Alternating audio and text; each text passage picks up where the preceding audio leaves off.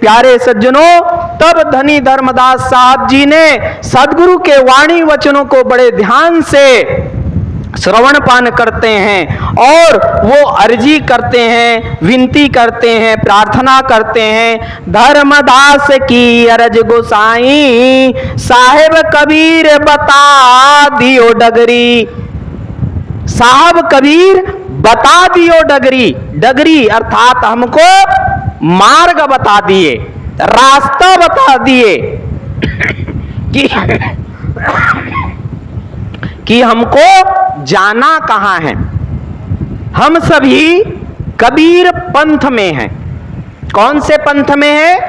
कबीर पंथ कहा जाता है। बाकी जगह पर कहीं पर धर्म संप्रदाय बोला जाता है, लेकिन हमारे यहाँ कबीर धर्म कहीं पर कहा गया है क्या? नहीं कहा गया है। कि कोई आपको पूछे आप किनको मानते हैं, तो आप लोग क्या कहते हैं? हम कबीर पंथी हैं, कबीर पंथी हैं। बहुत सारे लोग अपने नाम के आगे कबीर पंथी शब्द जोड़ते हैं। हम कबीर पंथ के मानने वाले हैं। और पंथ किसे कहा जाता है? पंथ नाम रास्ता, मार्ग। हम सदगुरु कबीर साहब जी के अनुयायी हैं और सदगुरु कबीर साहब जी ने हमें बताया कि यदि सदगुरु से हमको भेंट करनी है, सदगुरु से हमको मिलना है, अपने आवागमन के बंधन से हमको मुक्त होना है, तो प्यारे सज्जनों, सदगुरु के वाणी वचनों को हमको जीवन में आत्मसात करना पड़ेगा। साहब ने कहा, कथनी कहे सो पूत हमारा और करनी करे सो नाती और रहनी रहे सो गुरु हमारा, हम रहनी के साथी। प्यारे सज्जनों, जो एक दूसरे के कहे हुए बात को कहे तो वो किसके समान है? कथनी कहे सो पुत्र हमारा, उसको पुत्र का दर्जा दे दिए। और करनी करे सो नाती, उन्होंने कुछ करके दिखा दिया तो वो नाती के समान। और कहते हैं लोग, बेटे से भी ज्यादा प्रेम नाती से होता है, असल से ज्यादा प्यार ब्याज से होता है। कहते ना, आप लोग सुने हैं प्यारे सज्जनों। और साहब कहते हैं, रहनी रहे सो गुरु हमारा। जिन्होंने सदगुरु कबीर साहब जी के जीवन दर्शन को अपने हृदय में उतार लिया, जिसके हृदय में सत्य है, दया है, क्षमा है, प्रेम है, करुणा है, अहिंसा है, अस्तेय है, प्यारे सज्जनों, उसी का जीवन सफल है। रहनी रहे सो गुरु हमारा, वही गुरु योग्य है। और हम रहनी के साथी।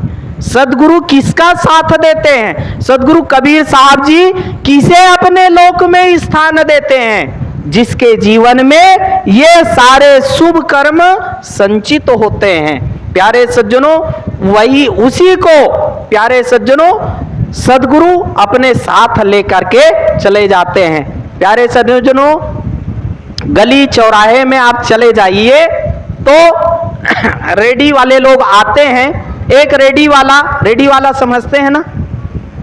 मेरी बातें आप लोगों को समझ में आ रही है ना? ऐसा तो नहीं है कि मैं कुछ बोल रहा हूं आप लोगों के कोई पल्ले नहीं पड़ रहा है, आ रही बातें समझ में। एक ठेला वाला आवाज लगा रहा था, संतरे ले लो, संतरे ले लो, अच्छे मीठे संतरे, मीठे मीठे संतरे, है ना? वो आवाज लगा रहा था। और संत जो होता है बड़ा पारखी होता है, विवेकी होता है, विवेकी होता है, एक एक शब्द पे विवेक करता है। अब वो संतरा वाला जो है वो क्या कह रहा है? संतरे ले लो, अच्छे अच्छे संतरे, मीठे मीठे संतरे। क्या बोल रहे हैं? अच्छे अच्छे संतरे, मीठे मीठे संतरे। फल वाला फल के हिसाब से सोच रहा है, अच्छे अच्छे संतरे, मीठे मीठे संतरे। एक सज्जन पुरुष वहां पर गया, भाई आप क्या कह रहे हो? भाई आप क्या कह रहे हो? अच्छे अच्छे संतरे, मीठे मीठे संतरे।